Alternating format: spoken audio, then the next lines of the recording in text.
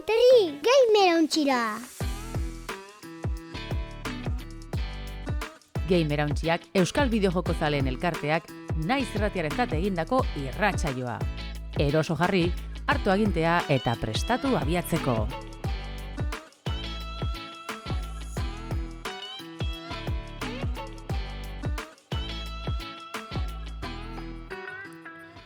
Ongi etorri Gamerauntziaren 5. denboraldiko 37. atalera, danera irratsaioaren 125. atalera iritsiga, eta astero bezala Gamerauntziaren Twitch kanalean, astelenetan, 5:00 batzen ga zuzenean zuekin grabatzeko. Horren ostean, naiz irratean, Astero FM-tik entzuteko aukera izango duzue astearte gabetan, eta ohiko plataformetan aurkituko dituzue gure saio guztiak, ebooks, Pertube, YouTube, Spotify eta holakotan. Gamerauntzia Euskal Bideojoko zaleen komunitatea da, eta gamerauntzia.eus webgunea daukagu, kistonetako eduki pilaz beteta, euskaratutako joko guztiak, albiste pila bat, eta egunerokotasun askorekin. Eta baita, Telegrameko taldeak eta bestelakoak parte hartzeko. Ni Damian Baina baitea naiz, eta nerekin dare Aritzo Oriozola eta Landenun Zueta, eta gaur joko askorekin. Hau pasuek. Arratsaldeon. Bai, gaur joko pila bategaz bai, benetan be. Larri. Berritasun asko, ez? Udako aurkezpenak hasi die, eta egia esan, komentatzen genbizen bezala, nik ez dute ikusi bat pez, aitatasuna eta bestelako gauzak diela, eta baina daukat kriston gogoa programa hau nik zuzenean entzuteko eta jarraitzeko, zer gertatu da ikusi alizateko. Eta, bestela be, hau gero entzuten zabiztenok, espero dut, olako goguakin hartzea, batzuk seguro ea badakizuela, nondino da jasen tiruak, eta, zuen iritzia eukiko dozuela, hori be gurekin partekatzeko ez larritxu, sartu gamerauntza.eusen ero Telegram kanalean edo bietan, eta bestela, ez kontatzen dozkoen Aritz eta Landerrek ibili dela hor buru belarri. Baina haitzik azten gara, honek azdanakaz, aurkezpen pila egon dire, betiko moduen, eta joku asko dauz. Hala, kareta. Albistea! Atal honetan, bideojokoen gaurkotasuna birpasatuko dugu.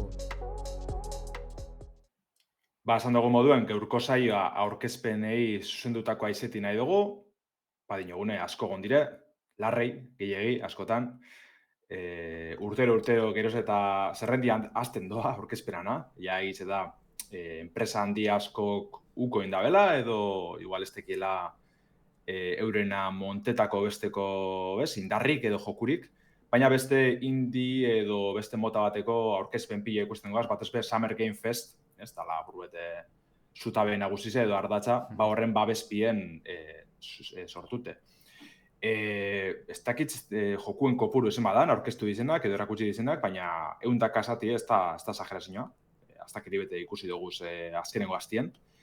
Eta hori orduen larrei dire gure irratsaio honetan batzeko, betiko moduen denporari barik, astiri barik ibilko gara, baina ekitaldirik handizenetako jokurik interesgarrizena piltzi da gure helburue, eta tartien beste zuzenekoetatik, igaro dizen obra itxuroso horrek be nabarmenduko duguz.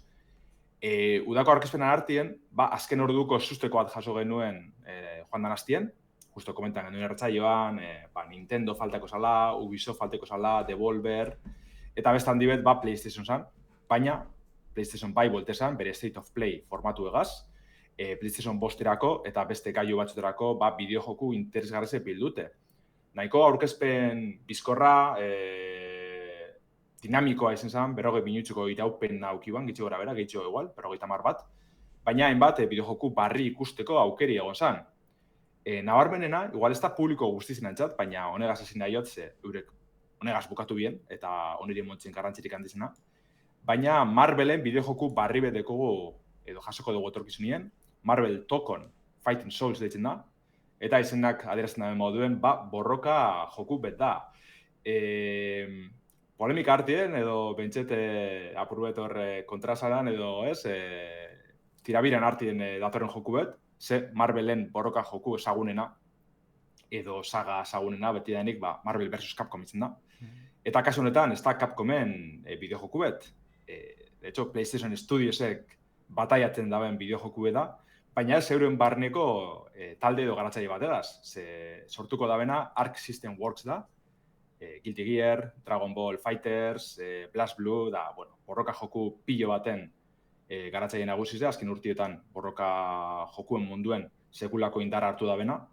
Eta, bueno, eskainiko dozku, Marvelen superheroien tan oinarritutako, besterik naste barik, printzipioz, borroka joku bet, 4 versus 4 borrokak eskainiko dozkusenak, borroka kaotiko amon aldeu, egizizan, 4 versus 4 horrek. Baina, hemen biditzen ikusten gabizena da, hori ez da, irudimentzioko, baina plano bidimentzinalien jokatzen den borroka joku oso azkar bat, oso itxuroso bat, ikusgarri benetan, Spider-Manegaz, Iron Manegaz, Captain America, Ekaitz edo Storm, Doctor Doom, Marveleko izen handi asko, eta nahiko arroa agertu dire, PlayStationeko akone gaitzik, gero jokue aurkeztu hostien hor elkarrezketa batzuk agertzen ziren Arc Systemeko garatzaileekaz, konte dan lan jaizo zan elkarlan hau, eta zehaz modekien. Baina, hori ze, izango da segurunik, borroka joku salientzako, sale amorratunentzako jarraitzu biherreko jokuet, baina aldi berien, Marvelen presentzia horregaz, publiko zabalau batenganako bideojoku oso interesgarretze. PlayStation posterako estreniko da, PlayStation Studiosen, esan dugu moduen, argitaletxe izan da, ez da herritzekoa, baina PC-erako helduko dala baiestatu dabe, datorren urtien printzipioz. Osake, oin toketan dana da, eroi gizau edo borrokalari gizau ezagutzie, mekanika barrizek, zelan funtzioneko daben zehazki 4 versus 4 formatu horrek, zetinioenez, ez teko guzetan 4 eroi jokatu borroka bakotzien, antzadan ez igual bizitza barri partekatuko dabe danak, eta guk aldugu hautatu bakar batera biltzi eta gero beste hirurek laguntzaile moduen edo ukitzie, aldatzen joatie, horren dinamismo handiz egongo dela emoten dugu. Osak, hori ze, bai alabai jarraitzu birrekoa, eta PlayStationen State of Playko izar nagusi ze, esango dugu. Orain dela, bueno, ni esan beharra gaudet, borrokako jolas hauetatik oso kanpora nagoen pertsona naiz. Baina, zentzazio daukat, Marvelek orain dela gutxi atera da dula horlako jolasen bat, ez? Borrokana baino, biten mapa pertzetan dabil, hau ikusi dugu, Summer Game Festien, Cosmic Invasion deitzen dana, tala apurubet, iztakadiak Dinosaurs da honen roioko biten map klasiko bat. Baina bestela, borroka jokue, oingitzi egondana da bildumi, Marvel vs. Capcomena. Bale, hori izan. Lehenengoa bigarrena, bueno, eta gero, harina hauek zarra hauek zirenak Marvelen borroka jokuek, Street Fighterrenak hor naztetak itzen bizan bebai. Orduen, horregaz apurre berpiztu dabe, eta orduen, horregaitzik da mugimendua bondino bitxizau, ez? Ikusi dugu revival moduko bat Marvel vs. Capcomena, eta segiduen alboratu indabe, edo behintzet arkek hartu dugu errelebo hori, Marvel toko nago sortzerakoan. Esan beharra dago baita ere, orain dela urte eta bi urte PlayStation, Sonic erosizun zea, ez? Evo txapelketa borrokako hauena. Aian igual tiroak hortik etorrela ezke PlayStationa interesatzen zitzaion bere joku propio bat izatea Marvelena, igual txapelketa horretara behira. Bai, eta ganera Marvelegaz behia arregizera, Marvelek bideojoku garatzaile da estudio pilo bat egazetzen duzela elkarranak, baina nabarmenena seguruenik PlayStationegaz da, Spider-Manen jokuek hor dauz, oin, otxokumen, Lobezno, Wolverinen joku ebe jasoko dugu etorkizunien, orduen tiro nagusizeko horti doaz esango dugu. Baina bai, ebonagaz arrazoi dikozu, ganera State of Play honetan hori ikusi gendun, lehengo dela bentzet, baina arkadientzako, arkadestik edo aginte modukoa ez, borroka jokuentzako PlayStation aldetik, mundu guzti bizan hor, hau PlayStationek zeba edo zer, aurkezpena bukaeran ikusi gendun, segaitzik izan zen. Orduen bai, nik uste torra apurbet hori mogitzeko asmo hori dekiela, All Stars talde horregaz, ezkenien Marvel, Ark eta PlayStation, hor dauz handizenetarikoak, eta seguru nahu jente asko erakarriko da bela, naiz eta borroka joku beti zen asko mogiduko dabe. Beste izarretako bat, eta ja ezagutzen genuen, egongo zala, IO Interactivek aipatu eban bere James Bond azkenik erakutsiko bala, eta izenburu ebe eskaini duzkun aurretik, 007 First Light bideojokue ikusi dugu, azkenik, eta burrot bere testu inguru ebe aurkeztu edo erakutsi duzkue. Ez dugu ikusko aktore ezagunik printzipioz, edo ez da izango beste filme baten girotute dauen James Bonden jokue. Horren ordez, aurkeztuko duzkuena da bere astapena, ez lan lortu eban MI6ko agente berezi horretan bilakatzea. baina hirugarren pertsonako akziozko bideojoku baten, akzioa eta isilgordekako edo isilpeko atalak batzen dauzen bideojoku ez. Azken finien, IO Interactive Hitmanen sortzaile da, eta apurbeten moten dugu orko oinarrizek edo hartuko da bezala, James Bond hau garatzerako orduen. Alan dabe, erakutsi da bena, trailerra eta apurbete sinematiki da jokagartasunen asteta, oso joku ikusgarrize, grafikoki, moten dugu James Bonden ohiko, elementu danak batuko dauzela, tiroak, espioitza lan hori, ibilgailuen ganin ibiltzeko atalak eta dana. Orduen, urte piloa pase dire, James Bonden joku barri bat barik, horrekoan ikusi noan, da 2012koa zan azkena uste dut, Legends edo. Orduen, lehen ez, James Bondek ikutxeman presentzi injartxu horregaz bideojoko munduen harritzeko ezen da, oinartien holan ibilizena. Baina, nahiko itxura politzedeko orokorrien, hau be ondino ikusteko itxaronen berko dugu, tamalez, baina, lasteriko egongo da gure artien. Eta berez estreneko da, PlayStation Bostien, Xbox Seriesen, ordenagailuen eta Switch bizen bebai, baiztatu da bezu zenien. Baina, atorren urtien, ez dakigu noz, helduko jaku azkenien 007 First Light hau. Lander, galdera, protagonista ikusten da Bondena, bizitza realko aktoren bada, ze sonatzen eta pelikularen bat egiten nahi diala. Bai, badabizetxe pelikula barriue eta Amazonek erosi bazela, ez, lizentzizek eta bar, baina ez dakitxe honegaz izango dan. Usto tipo hau badala benetakoa, arpeize, beste aktore badala, nasko batzen hori izenagaz, baina ez dakitxe loturioko da ben filmiekaz, edo hau guztiz aparte joango dan, suposatxe baietze, azkenien hau aparte joango dela, eta hauren bideojoku propio bat ingo da bela. Ezkarra, zai pelikula ateratzea joan eta ez zaiatzea aktore berdina izatea, baina bueno. Eta ero, esan ezuna, pelikularekin loturarik ez dauka, baina etzan atera aurkezpenean Matt Mikkelsen aktorea gero momentu baten, uste pelikula, jolazonen aurkezpenean zala. Ez. Altzen amen? Izen zan, honegaz lotute, enbien Hitmanerako, Hitman World of Assassinationerako DLC bat, Casino Royalen, James Bonden filmien oinarretute, misinio bat izango da, matzen, zifre edo, zan personaize, bera hiltzi izango da helburutako bat. Horren, elkar lantxu horien dabe, baina, aparte doa, ez da. Bale. Indi batera pasako gara, ez egoteko denpora guztien, ez? Joku handizeri edo airuko txiri buruz berretan. Ze Giant Squid estudizoak, Journey Absolute beste hainbat maizulanen garatzaiek, Sword of the Sea erakutsi dugu barriro.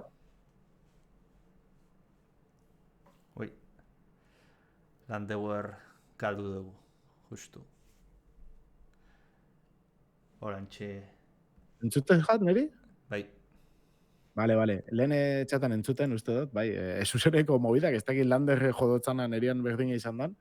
Ez, justo ninoan komentatzea, eukido mikrofonoak enduta, berrealako jaietan gare, gaur zuzerian, badago musikian, lagunak eta, barkatu Lander, justo, ni beneuan itzegin nahian, zuzen jausten, eta nik etxaten entzuten hotza. Eta ez, komentatzea, tipo hori, aktoria 007koa, super ezagun nahi jaldela niri bebai, ez dakit ikusi duzuen Dexter New Blood, azkenengo seria, Dexterren, tipuak itzen dau Dexterren papela, eta niri pilo guztau jate, aktorean nola iten daben, eta hola begiratzen pixka gainetik, The Oway, zientzia fikziozko seria berakin zeban, bastante kuriosua, eta bueno, emoten da honeiko konsagratutako dala. Ez dakitena da, ia benetan, berak egingo daben 007 seria, edo hori ez dakit, ez dakit daripez. Baina tipo hori, igual ezagutuko duzue Dexterren edo ikustia gaitik. Entzune ban, tipa osala, baina ez dut uste baiztatu da benik, ez da izpera dan benetan, ez? Ni bintzet argazkizitan etxat horren besteko antxa hartzen, igual bada, baina. Patrick Gibson, bai, ez dakit. Landerren zuten dugu, baina ikusi ez da egiten zuzeneko, beraz. Bueno. Hori da. Fondotik hartukoan zea bada. Bueno, Landerra izina, Sword of the Seakin komentatzen, Journeyren eta Abzuren garatzaileak, jolaz bastante itxurosoa, ez? Igual galdu dugu, ez? Berriro ere. Sword of the Sea, Lander? Bertan pritxu. Bai, ez dakit jabertu nagoen. Bai, hemen zaude, Lander. Oin bai, bota. Ez dakit zuordo dezina zer entzundu zuen, edo... Zi, berriz igual. Bai, venga.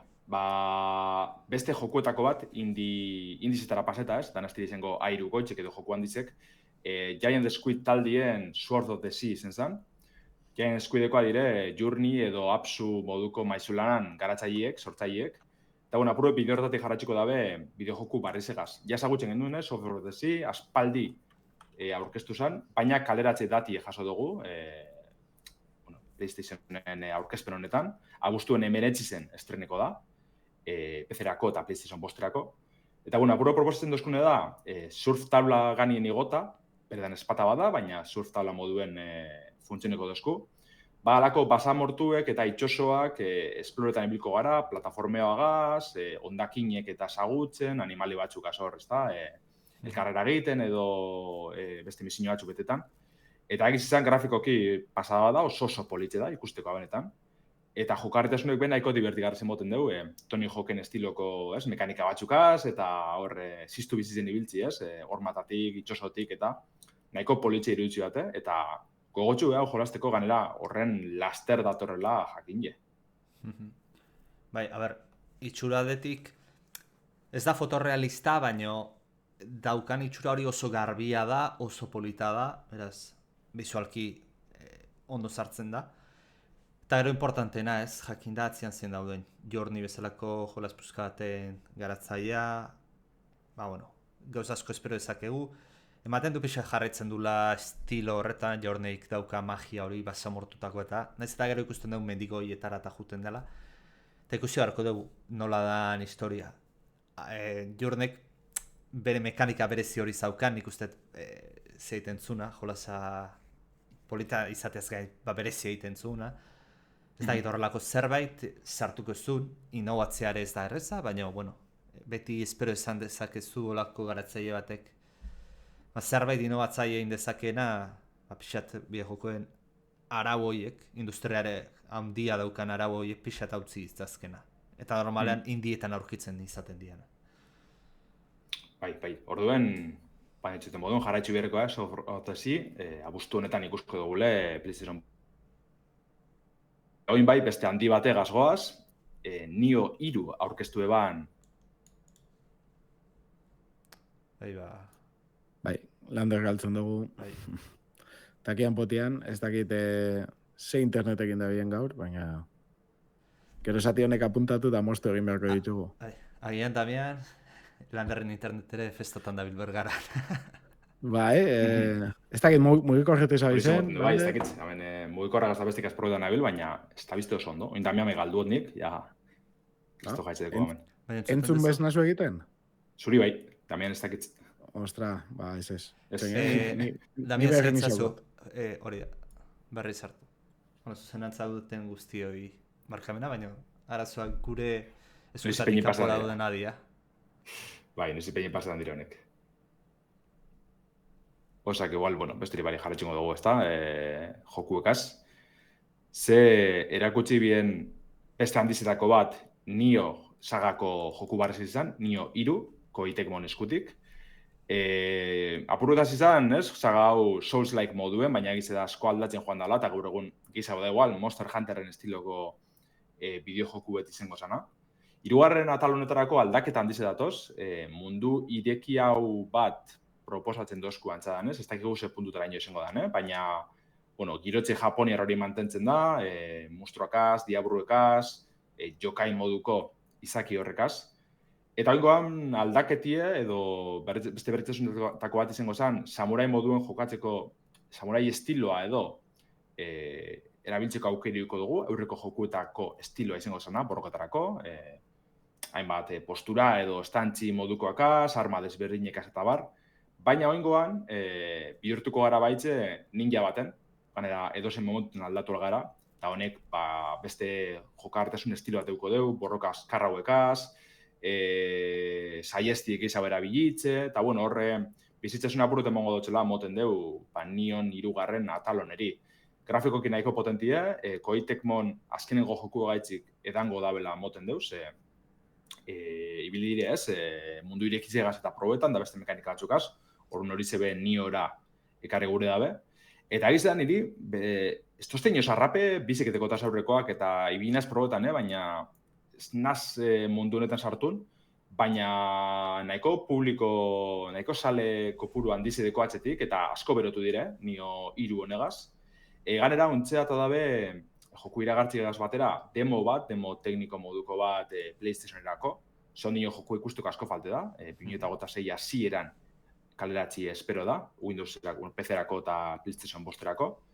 Orduan, ikizue, nion ibili zen basaria, mendiko saukera politzen, norbaideko txatien berabe nahiko berotute, nion 3. atal honegaz, osake jarraitzu birreko jokue alako salientzat.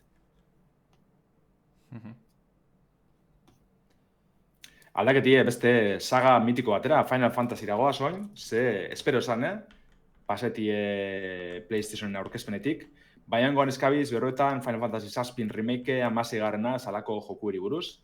Final Fantasy Tactics, joku mitikoa PlayStation batekoa agertu zen remaster edo bertsio berri bategaz, The Ivalice Chronicles deitzen den bertsioagaz. Eta bueno, da bori, RPG taktikoan itxuleria, hau izen zen lehenengo jokutako bat genero honetakoa, oso maitatu da, salin artien. Eta honetan ikusko dugu PC-erako PlayStation kontsoletan, Xbox kontsoletan eta Nintendo kontsoletan, irailaren 30 estreneko da. Hainbat berritzesunegaz, azteko da behin, atal grafikoa hobetu edo aldatu den dabe, hobetu zati egual apurbeta katza da, hainbat kesan txut dire hor. Gaur egungo bereizmenetara eta moldatu dabe, kokalekuek eta apurbet txukundute egon dire, baina moten dugu, ez dakitzi, ia bidez edo txukundu da bezala modeloak eta testurak eta hobetuz, orduen horren inguruen hor sortu dire kesa horrek. Baina, bizitze kalitaterako hobekuntza nahiko dakar zantzadanez, bikoizketa barrize, eta garrantzitsuena bertsio originalan jokatzeko aukeri emango dutxu, orduen. Naiz eta ez guzte indabezan aldaketa honek atzera bota arren, originalien jokatzeko aukera hori egongo da Final Fantasy Tactics honetan. Oso maitatua da, ez? Final Fantasy Tactics. Bai. Ni bi nintzen bere gara izen, bai honetan, bai Game Boy Advancekoan, eta oso ona dire egizizan, nahiko berezitzuek eta gogorrak behin lehik ez egizizan, puntu batzuk apurreko gotzu dire, baina posteko barrera hau ekartzie, eta egizizan da genero bat, inkiara hartu naldabena, baina joku gehiago bierda desena, eta orduen, olako bategaz berpizkundu hori emotie, posteko izango da. Japon errakaz jarratzen dugu, aritzen goan zure saga batera paseta, ez dakit horren beste berotzen dutxun, baina Silent Hill F barriro ikusi dugu, baina goretan jokarretasun trailer bategaz. Gogoratzen basarie, da Japonian girotzen dan Silent Hill barrize, oingonetan ez tabe Konamikoak eitzen, eurek dire, Jabiek zelan ez, baina beste garatzei talde bat eukiko dugu atzetik, hor Taiwandarrak, Japoniarrak eta hainbat talde desberdin batute. Eta egiz izan, jokarretasunek nahiko itxura hona deko, Silent Hillen ohiko gaizek jorratzen deuz, baina aldi berien ez armakaz, baina bai gorputzeko olako akzinozko estena baten bat ikusi da, batez be saiestiekaz eta kontrarazokaz dalakoakaz, baina argi dau eskarela izango gai bizirauteko olakoatan, orduen kontuz ibirko gara, IES eitzen ibirko gara, baina girotze Japone horrek kutsu oso bereziz emote dutxo, aspaldizken dule ikusten olako jokuetan, Fatal Frame edo Forbidden Siren ekartzen duzko gora, baina Silent Hill bateria egizizan nahiko ondo etortzen jako, alakoa. Eta irailaren 25 ikusko dugu Silent Hill F, kasu honetan PC-erako, PlayStation 5-erako eta Xbox Series-etarako. Nahi justu alderantzizko sentsazio matit. Ikusten dejola zaino esaten dut etzait iruditzen Silent Hill bat dala. Gero, baki nortzu dian eta posiblemente jolaz oso ona izango da, bedorrezkoa. Baina betinik lotu izan dut Silent Hill estatu batuekin, hortaz, Japonian pixeta arrao egiten zait kukatzia. Zatet, gero igual jolaz oso ona da, posiblemeki. Baina, ez dut konexio hori egiten, jolaz egizena ematen dion Silent Hill, Tokio horrekin eta ingurunearekin eta kulturarekin, ez dakit.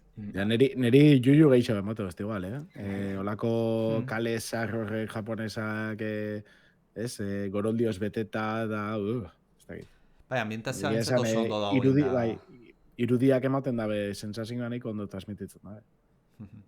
Bai, oinartien behiz beti aurkeztu dabe spin-off moduen edo aparteko atal moduen, osake, ez dugu izan gure, urrengo Silent Hillek beti ja Japonian edo izango dizenik izalako zebez.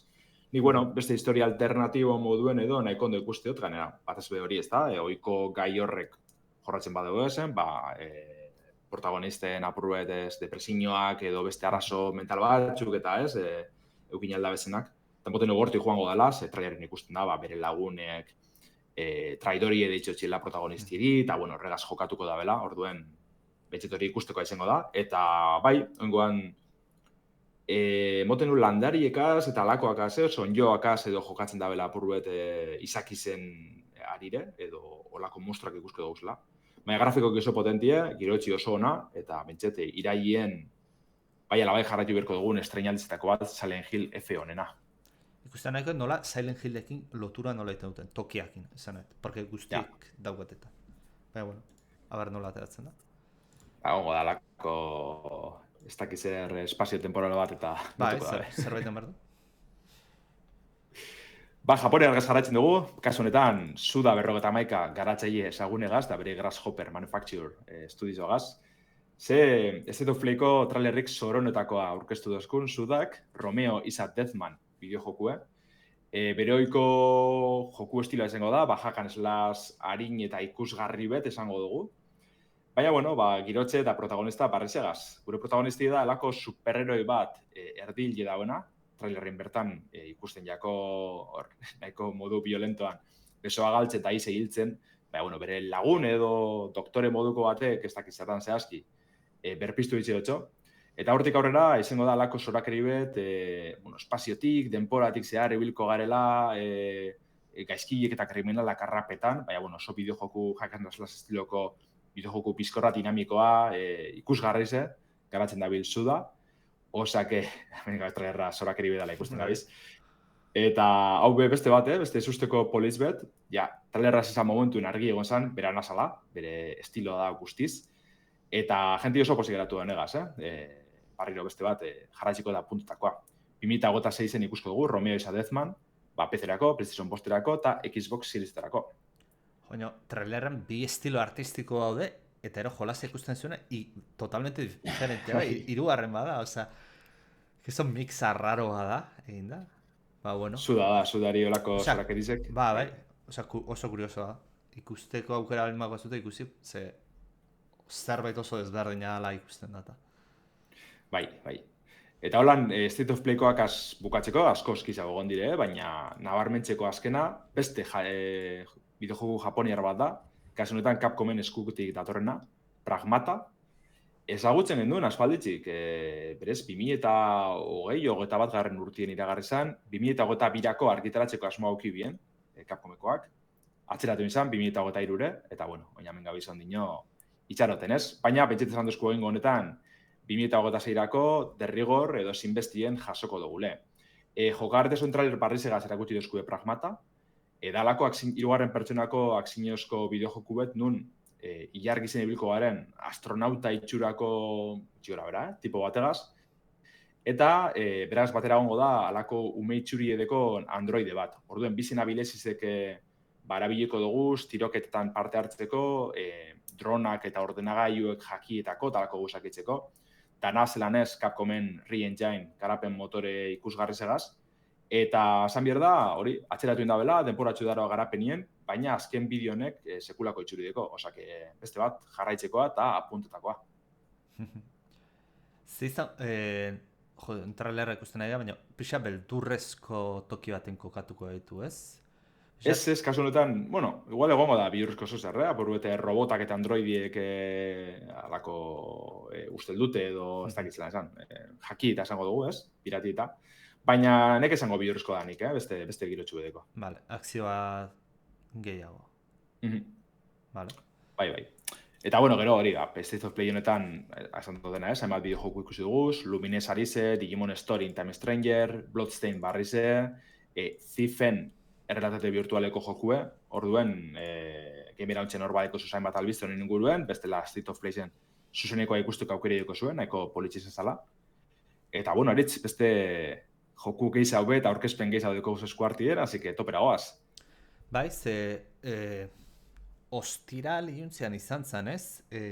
Summer Game Fest, Mr. Doritoren Geoff Nailin betiko urteroko festa, eta bueno, nik uste urteroko antzerakoa izan zen, jolas txiki asko garrantzizia handia ez daukatena, oso komertzialan anuntzioak Fortnite eta ikusian, gatxa joko pila bat egutzi zituzten, baina bueno, pixa tartean, diluituta aldimazian jolas importante batzuk erakutsi zian, eta igual hori da gatxa jokoak bai, igual ez dugu aipatzen, baina egia da gatxa jokoak jolasten diela pila bat, pila bat, eta horregatik aurkezten dira. Bai, dirua aldi berien, igual ez dira proposenako lako ekitaldi zentzatez. Ez.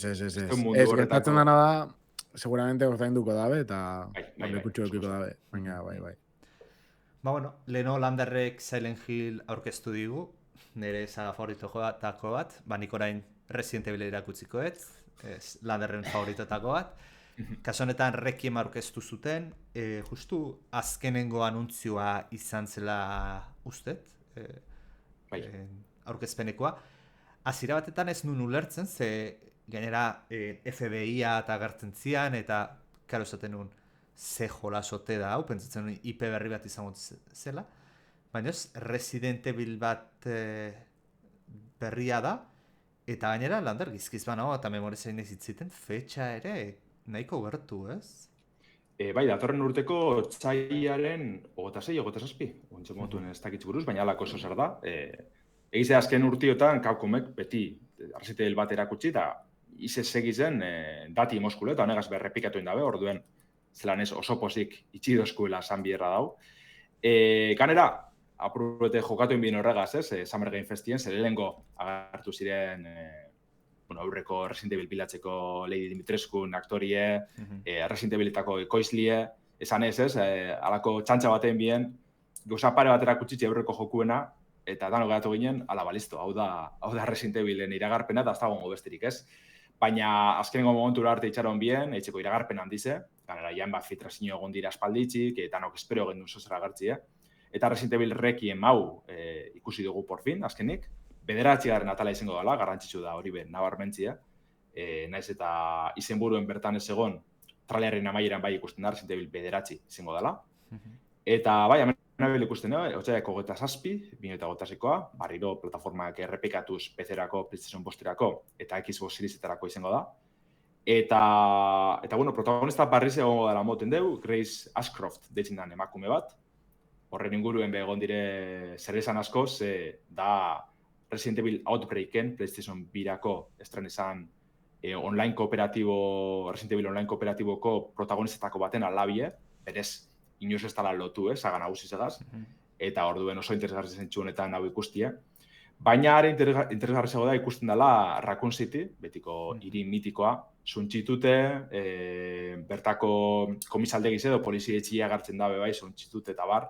Orduen emoten du bertara itxuliko garela, ez dakigu joku osoa bertan izango dan edo ez. Baina nahiko girotxe interesgarri emoten dugu, ez dakigu zen motetako monstruak edo zer ikusko dugun. Baina, bueno, emoten dugu hori, eurreko 7. azizan trilogi barri hau bukatzeko joku izango dela Requiem.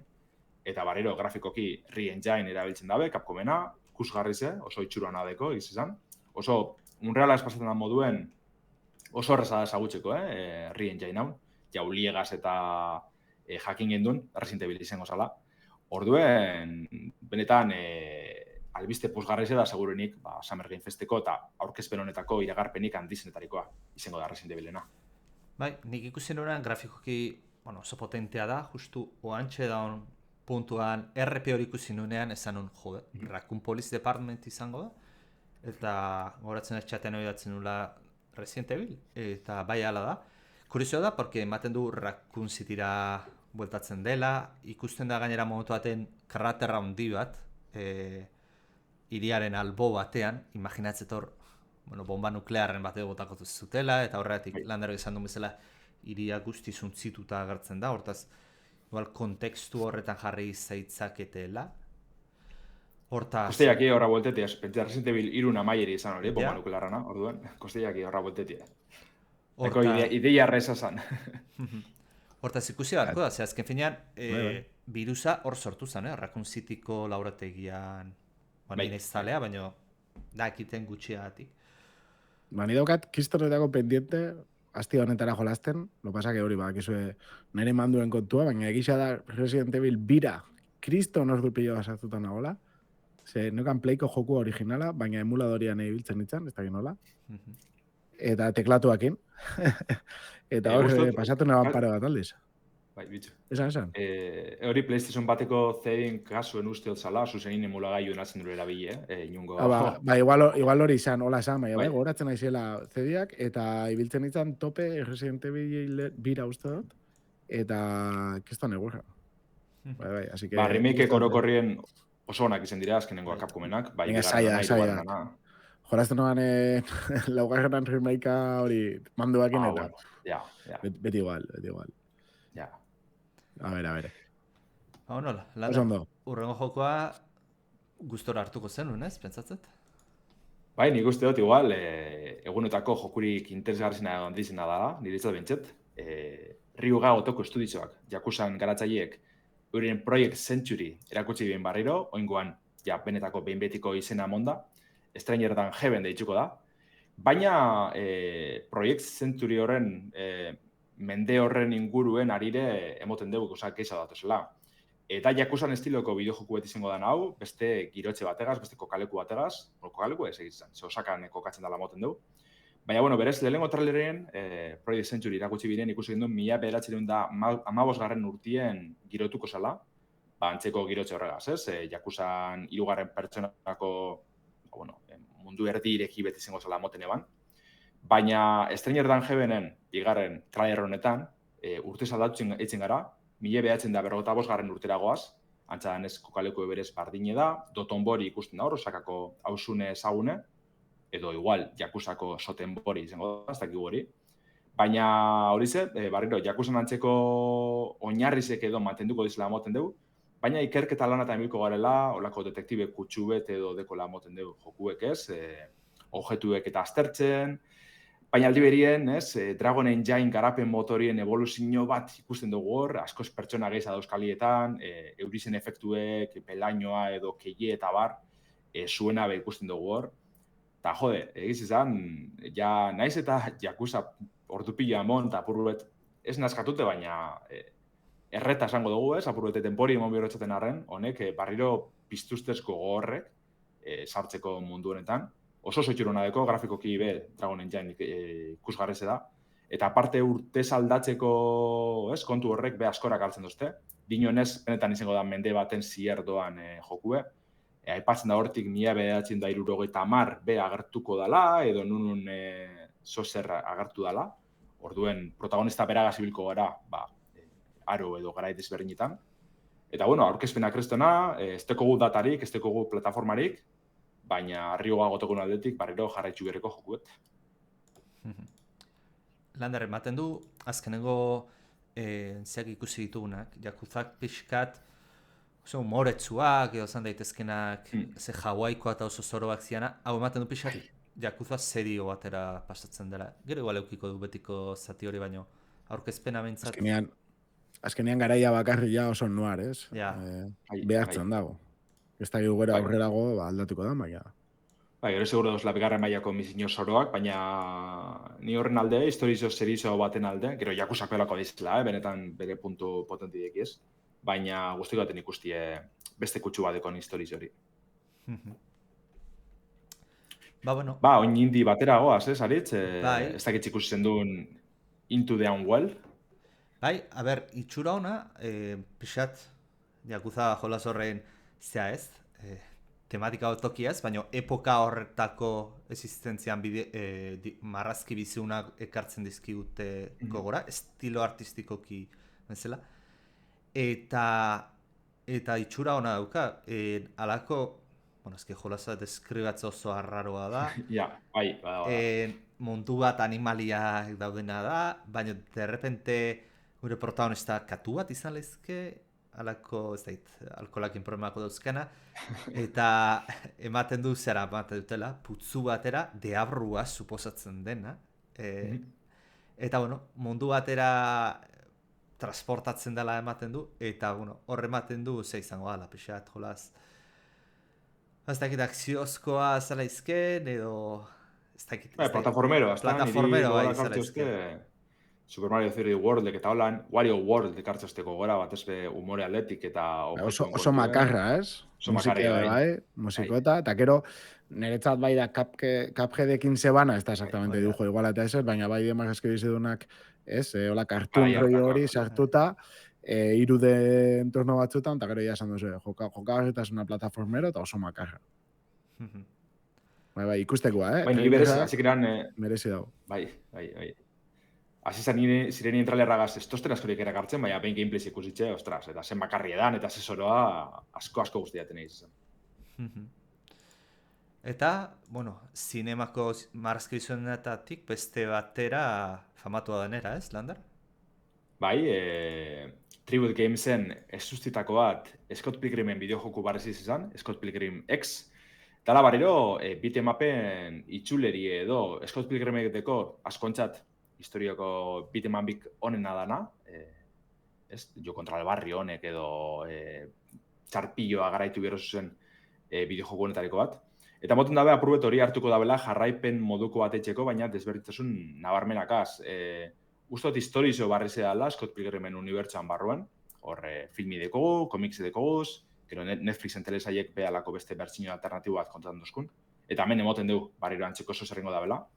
Baina da hori, bidimentzinoko bitmap bat, rol elementuekaz, kooperatiboa agintzen dabela jokolaren txat, eta justo huntzen dabil River City gertzen, dala beste bitmap bat, eta antxokotasun handizeko zonegaz, mapa txubeteko esploretako, diru biltzen joango gara gure pertsonaizoko betzeko, abilizek izan bukitzeko, eta bar, mundu desberdinek edo unibertsuak agintzen da bezbe bai, alako txarre edo gaizki desberdinekaz. Eta hori, beste joku txikitsu bete moten dugu izan, baina sale pila deko Scott Pilgrimek, eta oso pozik itzi dabez, erakutsi daben Scott Pilgrim X honegaz. Ize plataforma danatan esteneko dala esango neke, baina ondina portxu bet itxaronen birko dugu, ze 2006-en estreneko da Tribute Gamesen bideojoku hau.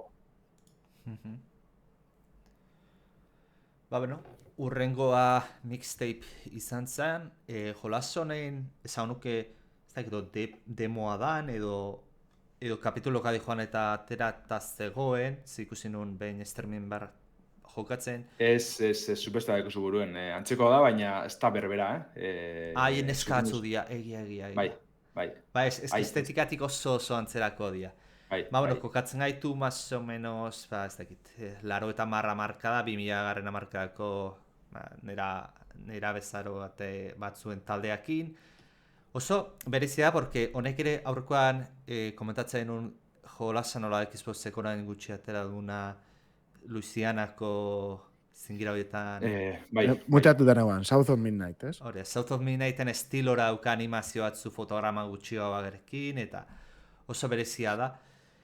Eta hori, ematen du, gazte kuadrilla baten historio bat izango dala, musika, justu gantxe bideon agertzen da, ematen du musika garrantzen mago eta garai horietako puri-puri antzauden hainbat taldekin. Pero, skatea ematen du protagonista izango dala, hainbat tokitan ikusten da skatean dijustela, beraz, ematen du mekanika horrek bere zatitxoa izango dula. Eta hori, jolas izango aventura edo narratiba bat garrantzia daukana, eta ikusi beharko. Itxuraz, anaposna dala, bai, ez? Bai. Daukala atzean, ez dakit, berezia izango dala, ziurgeni jokoa. Bai, oso txura politzideko niri bintzat pila erakartzen dozte. Eta hori alako beste jokutan Life is Strange eta olakoak justo dizela, aipatu duzuna aritza uneskana estatuzten burure izena, baina rollo berekoa da. Eta garatzaile berekoa. Honek ematen dau dinamikoa ezela, ez? Akzio gehiago... Bai, izan ezki bai. Ba, beste ateragoaz, beste indie batera, ze Shovel Knighten garatzaileek barriro erakutsi dabe, hainbat urte pase hostien Mina de Hollower, dala alako indie oso itxuroso bat, gehizen bat The Legend of Zelda, Game Boyko The Legend of Zelda Link's Awakening edo Oracle of Ages da zizu zen antzekotasun handiz edeko zen plataforma, esplorazio eta borroka aventuratxu bet da, olako sagubeteko protagonistatzat. Eta, Shovel Knighten antzeran, garaiko joku mitiko danak hartun, hobetu, eta beste bira bat emoten saiatuko dela moten dugu. Horako ikuspegi isometrikoa gazibilko gara, batez borrokotan parte hartzen, baina moten dugu, zera gongo dizela, esploraziosko eta plataformasko tokitxuek edo gunetxuek, izketalde piloa, humore piloa, orokorrien niri pilara gartzen uste, tekon estetika honek eta jokarretasunek. Eta okerrezpena bilen, urrizen, 31an estreniko da, plataforma nagusi tanatan, Mina de Hollower, orduen Shovel Knighten hostien, urte pilo batez, elikatzen eta spin-offak ataten egon ditzen saga bat, baina pentset joku barrio jasoko dugu Jazz Club Gamesen aldetik.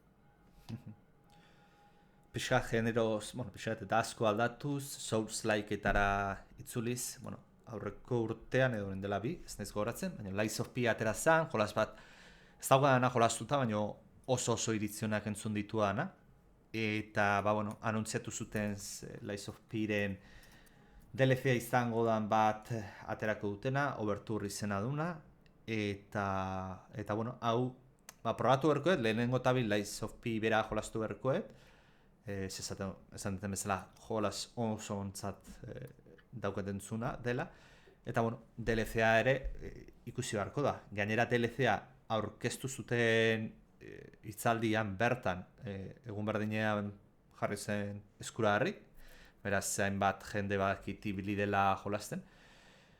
Eta nola, momentuz itxura hona dauka trailerak, egia da jolas bera ez daukat esan duten bezala ebilita, hortaz ikustetena ez daukat ebaluatzeko gaitasuna handirik, baina jolas hona zan, jolas hona zan, beraz DLC pentsatzet espero dut hona aterako zutela. Ganera, nik behaztatazko kontroletan, baina dinionez historiko, jokuen historizoko parte garantzitsu bet kontiko duzko bertan, osake jentie preste egongo da, jarraitziko negaz. Ganera, gero beste eguneraketa baten bidez, saltasun maila desberdinek, buruzagitzen kontrako borroka berezi batzuk, eta alakoa gehitxu da bez, osake, mitxete moten dugu, Neo Wizeko korearrak topera da bezala, Lies of P honegaz, eta segurunik beste bat, bigarren jokuete jasoko dugu etorkizunien. Antzeko estiloa edo antzeko bidetik doa Capcomen Onimusa barriz, Onimusa Way of the Sword, jakitzen gendun, ezagutzen gendun, baina bidizo barri labur bet erakutsi duzko ingonetan txar mitikoak erakutzitze, horriz nazgolatzen izen dagaz, baina Onimusa bateko lehenengo txarratariko bat agertzen da bertan, aburbete Miyamoto Musashi protagonistien abilesizek edo mugimenduek erakutsitze. Honek barriro, Re-Engine, argita garbi erakutsitze, Capcomen indargunetako badala garapen motore hau, bere grafiko ikusgarrizekaz. Ganera oingoan, berez jokuek Kyoton girotute egongo da, baina oin beste mundu edo unibertsio alternatibo bat erakusten jako.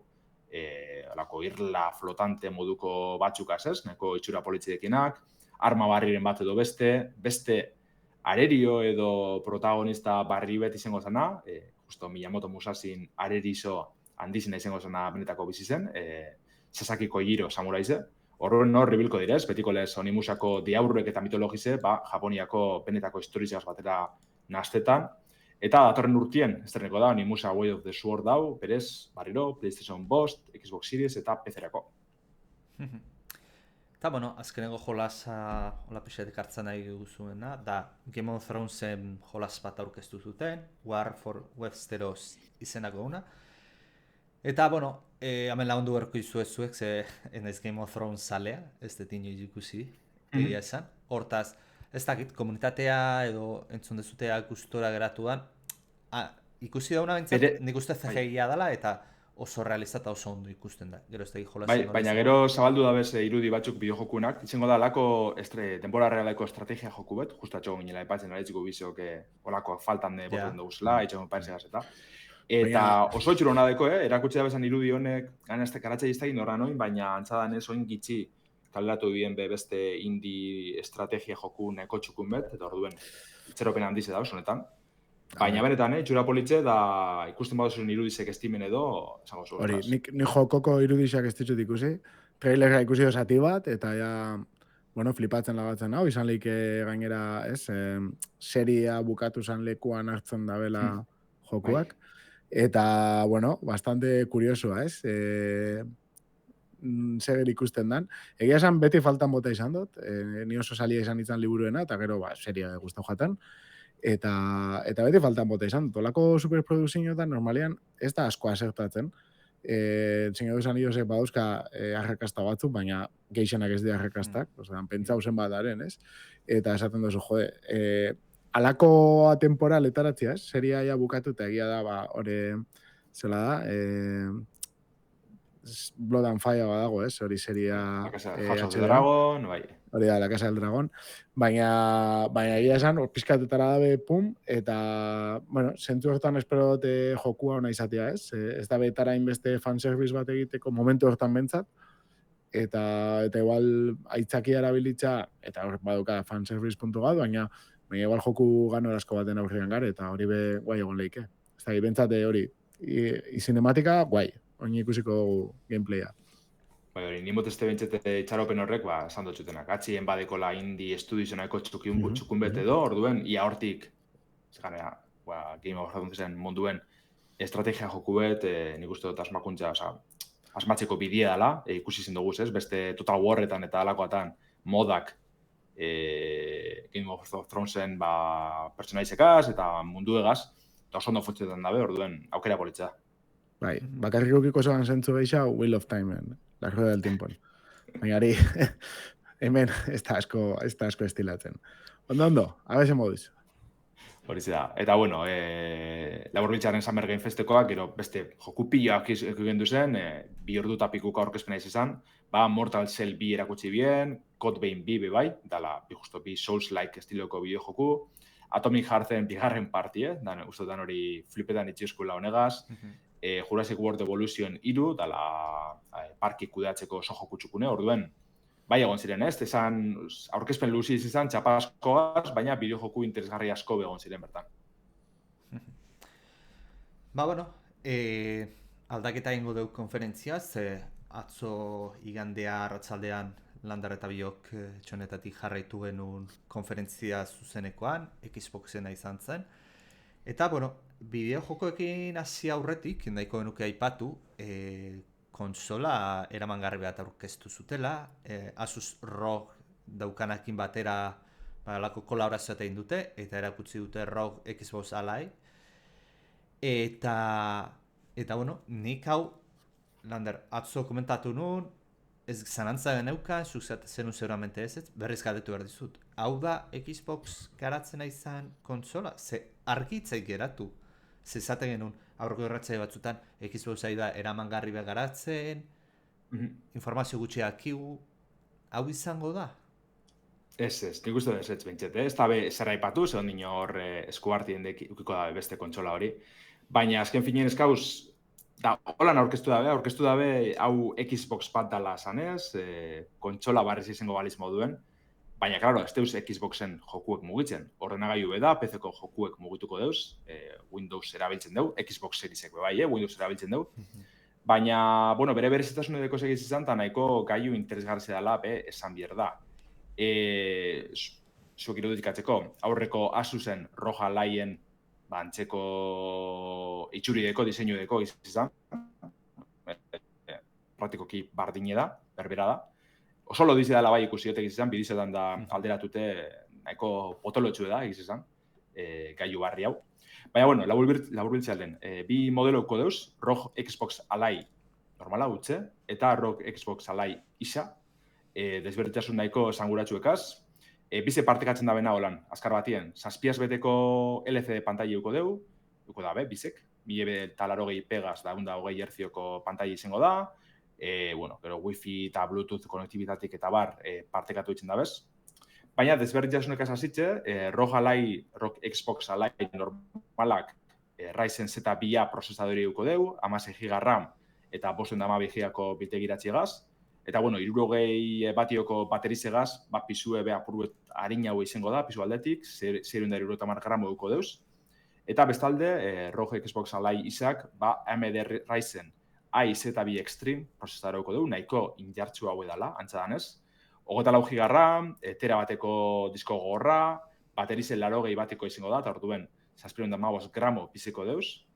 nahiko hori itxuraz oso antzekoa dira, baina gero emoten dugu grafikoki eta potentzialdetik aldaketa nabarmenak egongo zela.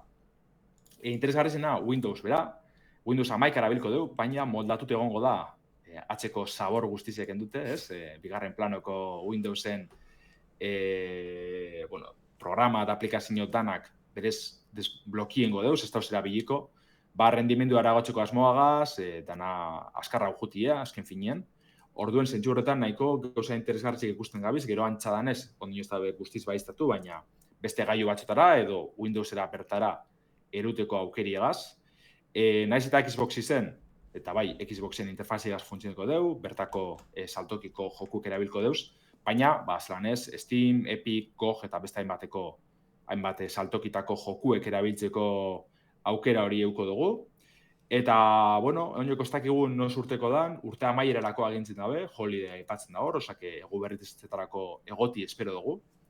Baina zalantzarik handizena presizoa izango da, bizena, ez da bezeaztu, baina ideia bat eitzeko, igual Xbox egaz elkarlan honek pizkat merkiago egoti albidetzen dugu, baina eurreko rogalai isa originalak, uste bederatzenen euro balizo zelastren zanien.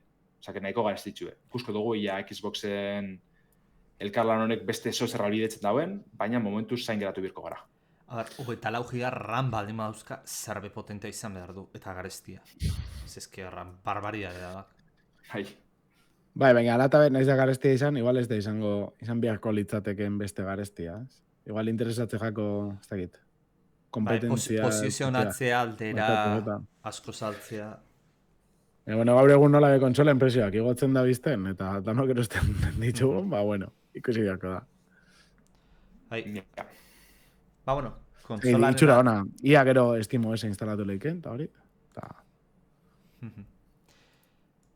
Konsolarena alde batera utziz eta jolasetara pasatuz, lehenengo aipatuko duiguna da The Outer Worlds 2 erakutsi zuten, lehenengoak asko espiratzen zu, nik uste ez nutzula inbesteko arrakasta izan, baina ematen du bigarren honetan lehenengoak zauzkan arazoiek konpondu ditzazketeela, unibertso ordenak kokatzen gaituzte, grafikoki nik uste salto bat egon dela aurrekotik gizkitzegon, baina orain salto hori nabaritzen dela. Eta, itxura ona, ikusi harko dugu, atzo komentatzen nuen Lander eta biok bere garaien probatu genunean lehenengoa ez gintuela engantxatu.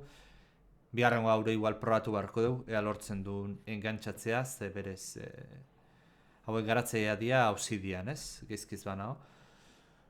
Fallout New Vegas. Hori da. Kontatuen sortzaileek, eta beste jokune be bai. Bai, jolasak egiten badazkiten jendea da, eta jolas onak egiten dazkitena, beraz, beti mamerdio zalantza puntu hori nahiz eta lehenengoa ez justatu, aukera bat eman eta probatzeko. Hortaz, itxura ona, nik uste probatuko etela, ze gainera orain Xboxeko guztiak Game Passean aterko dian ez, ez zeiten ez ezera kostatzen proba egitea. Seguro izan Game Passen urtengo dela aritz, edo zalantzak dauz edo. Ez dakit, igual, 15.000 aldiz azaldu zute aurkezpenea, baina bueno. Bai, pasatzen dira horregaz, joku bagotxan hostien dana saltzi barrero, niri lertu itxezte. Bai, nik uste eta lo tonto 10 minutu ingo diala bideo txorraia hori dana juntatuzkero, eske... Bai, hori, dati iragarri bien, urri zen 29 zen esteneko da The Outer Worlds 2 hau, PC-en, Xboxen, eta PlayStation posterako ikusko dugu. Urrengo jolasa erakutsi zutena, eta Damian uste tamen zeu ibilitakoa zehala, Grounded 2 aurkeztu zuten, ematen du kokalekuak etxeko jardinetik pasatuko gehala herriko parke batera edo, eta jarraituko izaten betiko goza divertigarea, Grounded kooperatiboa manejatu ezakezuna, txikituta zauden eta mundu hori, baina ematen du grafikokire mejoratu dala,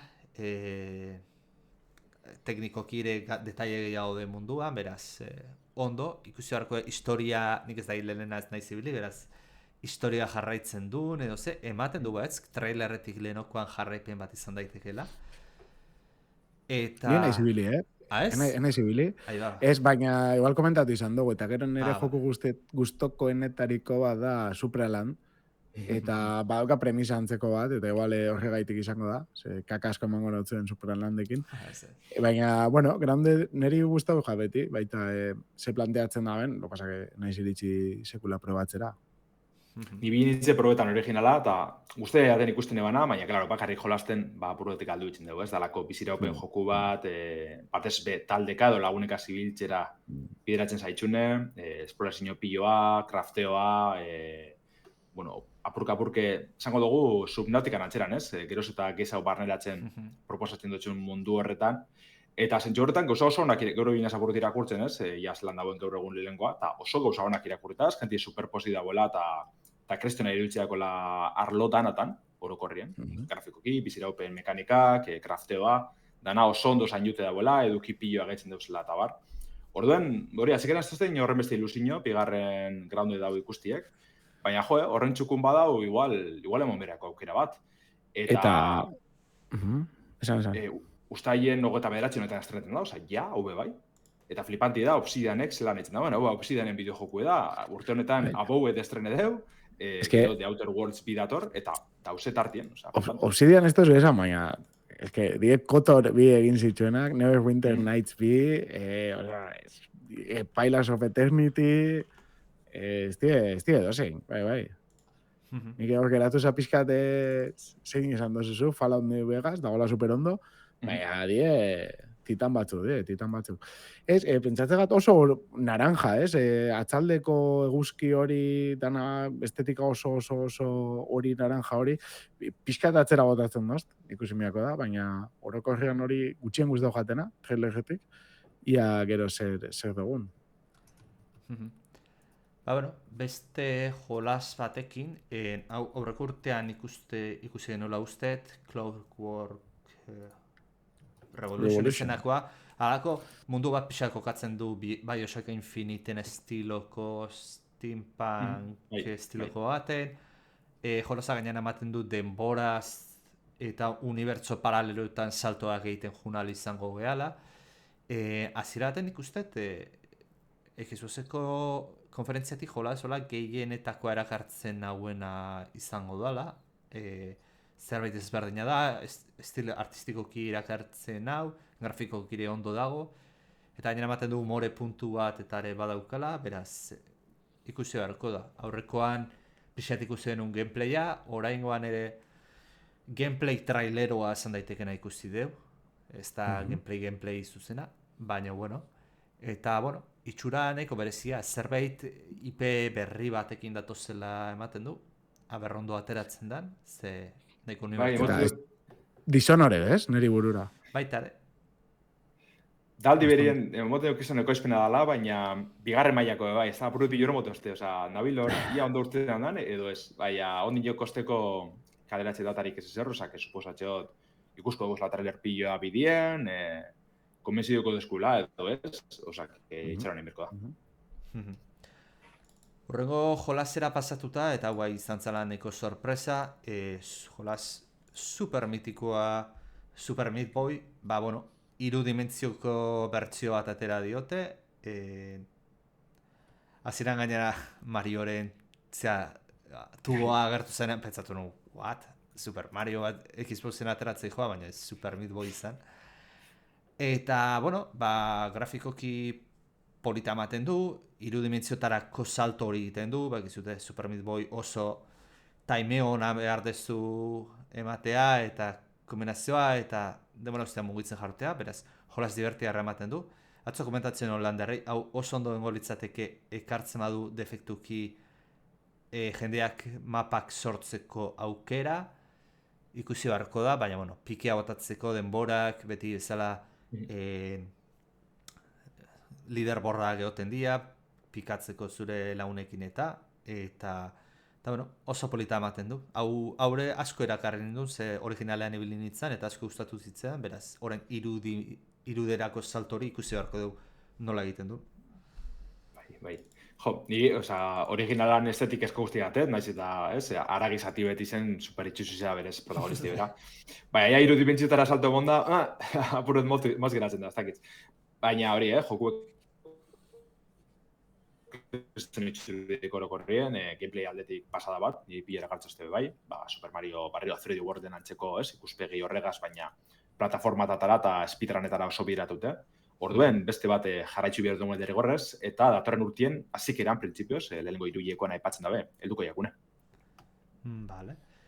Eta urrengo jolasa izan zen, aurretik aipatuta zegoen konferentzia horretik alako filtrazio bat egon zen A Plague Tale jolas berri bat agengo zela, Resonance A Plague Tale Legacy deitu diote jolasari. Ematen du, lehenengo bi jolasak pertsonaia berdinak intzian, anai arreba batzuk, oraingoan ematen du denboraz eta guztiz aldatzen gehala, alako erdiaroa da baino ez da erdiaroa, pixa modernoagoa. Nik irakurri eta 15 urte harina dela, baina guztien eban askoz harina osala, orduan. Orduan beste kontinente bat izan beharko, porque... baina eske Italia, Venezia ematen du baita ere. Oso ezberdina da, beste protagonista bat. Ez hautzen bat zute A Plague Tale da arratoian tsunamiak dauden jolas hori. Alare hemen, ez zaiti dutu arratoirik ikustea, hortaz... Ez, ikustu piziko goinela, Australiara bukatu arte petzetan eze joku dao, edo osabarrien bat da, edo...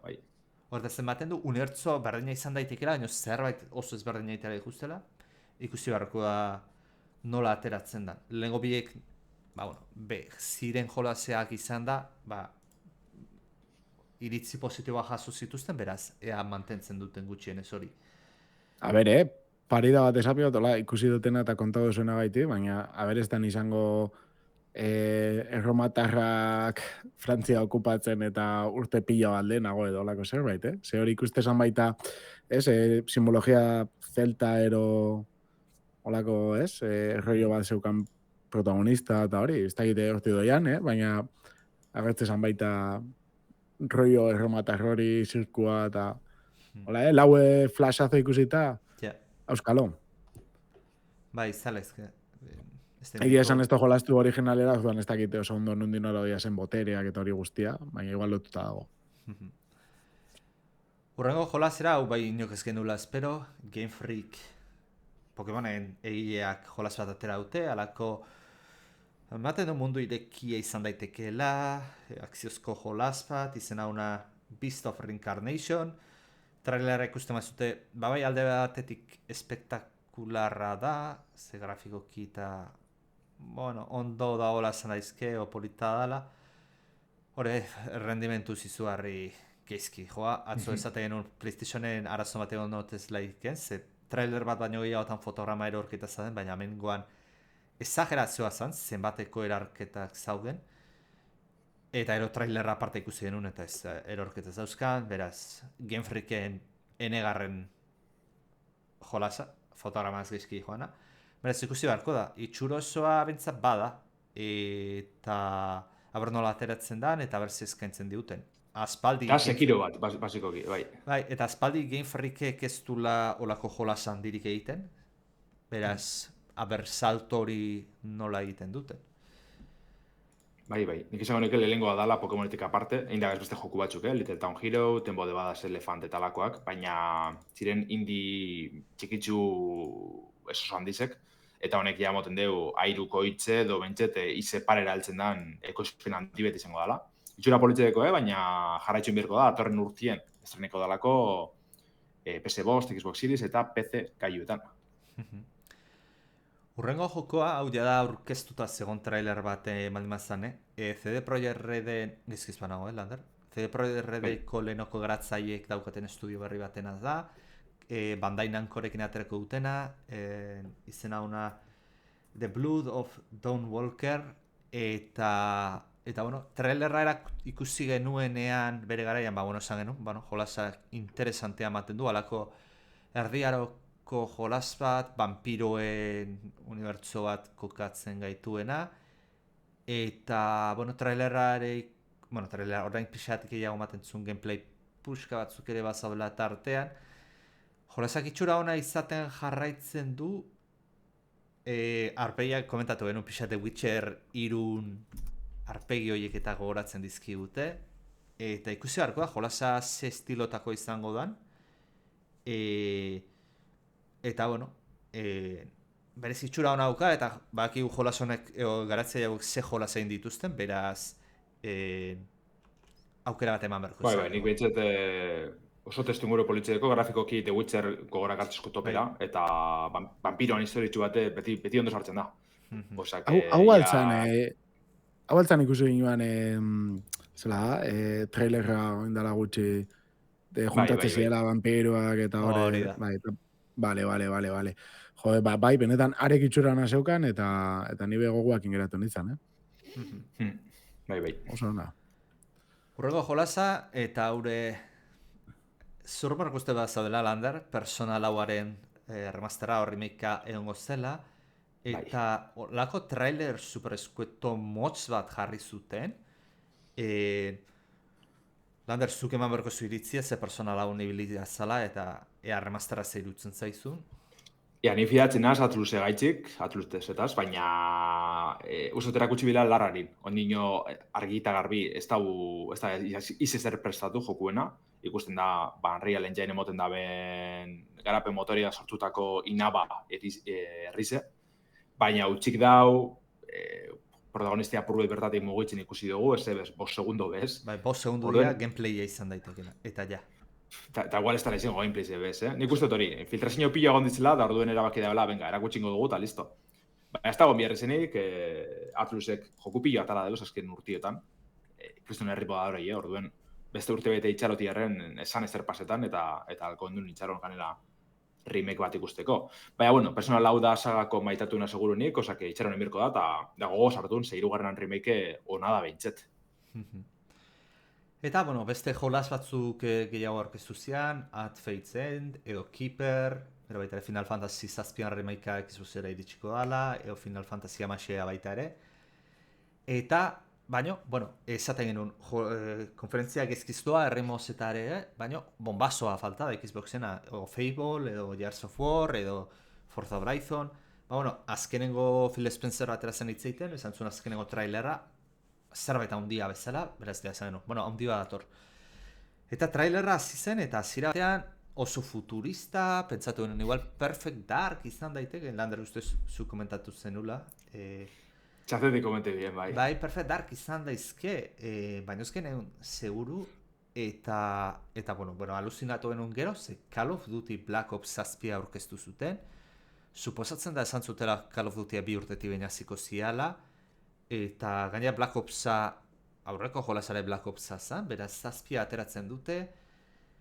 Jolasanen premisa hasieran jartzen zaituna, imposible esatea Call of Duty Black Ops bat dala, ematen du alako jolas futurista, baina ero momentu batean alako unibertso paralelo, infernu moduko atera juten zehala, eta de repente tiroak gauza azten da, eta Call of Duty. Eta, bueno, nila guztiz deskolokatuta lagatu ninduen jolas honek, alde batetik jolasa Call of Duty bat ez du lako ematen, eta bestalde Xboxe bombazoa ematea urteroko publikatzen da Call of Duty bat.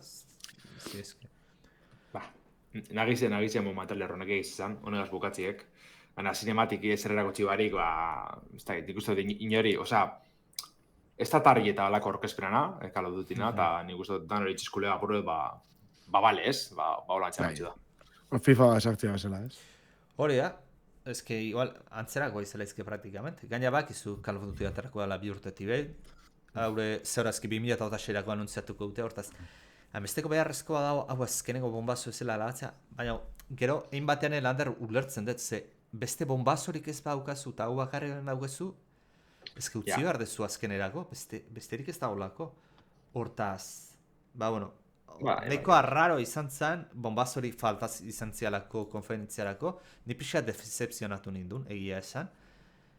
Baina, bueno, ikusi harko dugu nola teatzen dian aurkeztu dian jolaz, hasiera batean hain handiak ez dian jolaz horiek.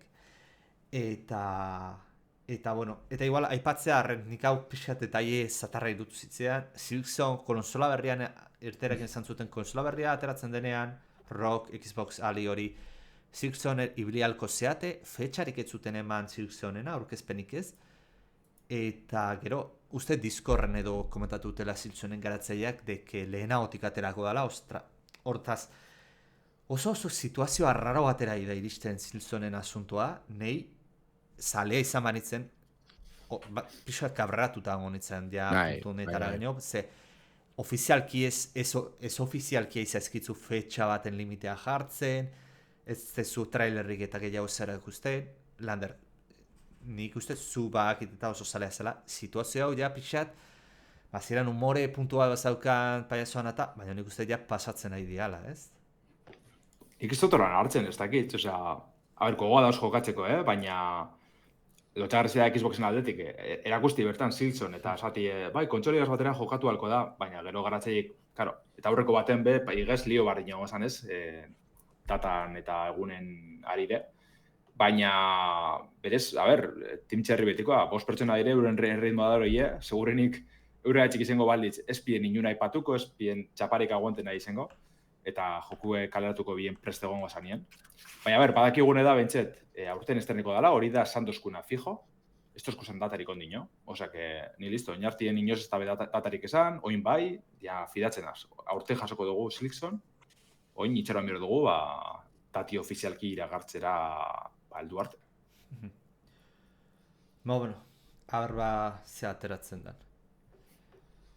Eta hori zizan gitzi gora bera, holan joku nagusi zen ari zez, bideo jokuna, esan dugun moduen beste aurkezpen pilo bat egon ziren, beste guza asko, The Witcher Laun demo teknikoa ikusi egin duen, The Rogue Prince of Persia abuztuan estreniko dala ezagutu dugu, Euskal joku egon dire, badezpe eine iru, dala, ez, Espainiako bideo jokuen aurkezpena izango zela, eta bertan Euskal Herriko joku batzuk batzen da bez, Darby's Here Forever edo Detective Firefly agartu dire bertatik. Eta, beste hainbat bideo joku hor, interesgarritxu, tamien entzat Dungeons and Dragonsen Neverwinter Nights Spin hobetutako bertsinoa helduko dala, estreniko dala ezagutu dugu, ustailaren 15 Devolverrek Ball X-Pit 2025 helduko dala esan dozku. Hainbat eta hainbat bideo joku dau, segunotan jarraipen egingo dugu Game Irauntziako webgunien, orduen pase bertotik. Aurkezpenak ondino ez dira bukatu, adibidez Konamik esan deu, ingo dabela Metal Gearren 3. remaken eta Silent Hill F-en beste aurkezpentsu bet, orduan, gauza badauz, Nintendo zain gauz bebai, ez dakiko ingo da ben edo ez, osak hori, jarraitzu gure sariek betiko lez, eta guamenilko gara topera aldogun einien jarraipena hitzen. Irratxe baten ez da guztiak abetzen, beraz. Bestea ikustean nahi zutena, gemerauntzia.eus, Landarrek albiztekia sortu ditu, eta neu daukazute guztia ikusteko aukera. Bueno, eskerrik asko, motiak, bastante garbi lagado ez da zue, gertatu dienak eta Neverwinter Nights buruz esan behar da oso gaizki sartzen dela, konparatuta Baldur's Gateekin adibidez. Estilo grafikoa gaitik, nik uste dela, baina bai.